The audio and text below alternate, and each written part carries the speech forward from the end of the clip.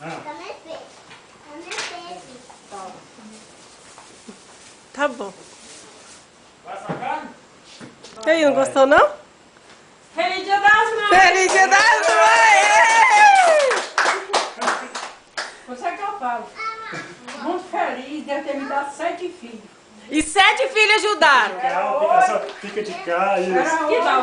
Era 8 como Deus. Levou não tem mais de ano. Mas como foi por a vontade de Deus.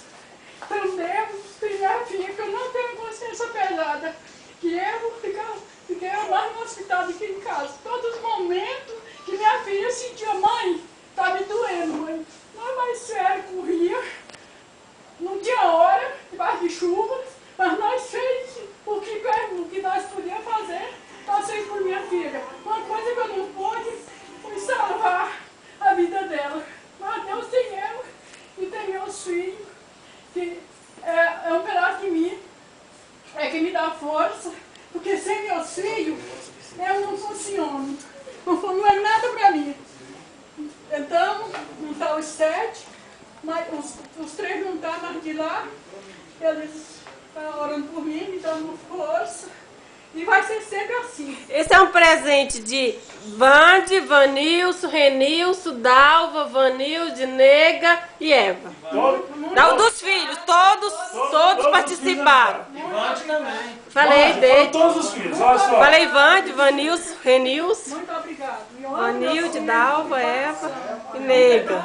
Agora é o seguinte, agora eu quero que a senhora pegue tira o laço. Agora abre os presentes, abre os presentes. Essas mães de presente. Ah, esse aí foi o restinho. Pra completar, eu comprei esse aí. Isso aqui foi o troquinho da porta Esse aí da foi o igreja. troco, esse aí foi o troco. O troquinho da porta da igreja.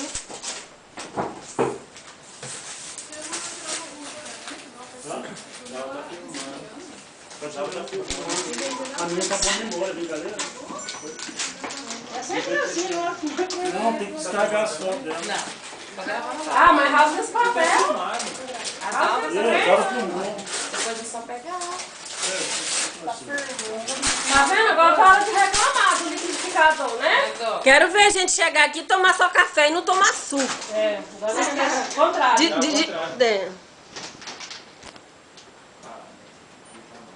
Vou tirar uma foto aqui, minha máquina deu Esse é o pau. que tem funil, é? É o que tem funil? É. Esse é chique, mas se só for um suco de Esse é maracujá, chique. Eu ensinei pra senhora como usar o seu liquidificador, lembra? Você comprou dele? Não, eu mostrei no cartaz pra ela que ela queria um liquidificador. Mostrar no cartaz não é mostrar ao vivo. Não, mas Deixa eu te passar pra filmar de Depois a gente vai ensinar, gente.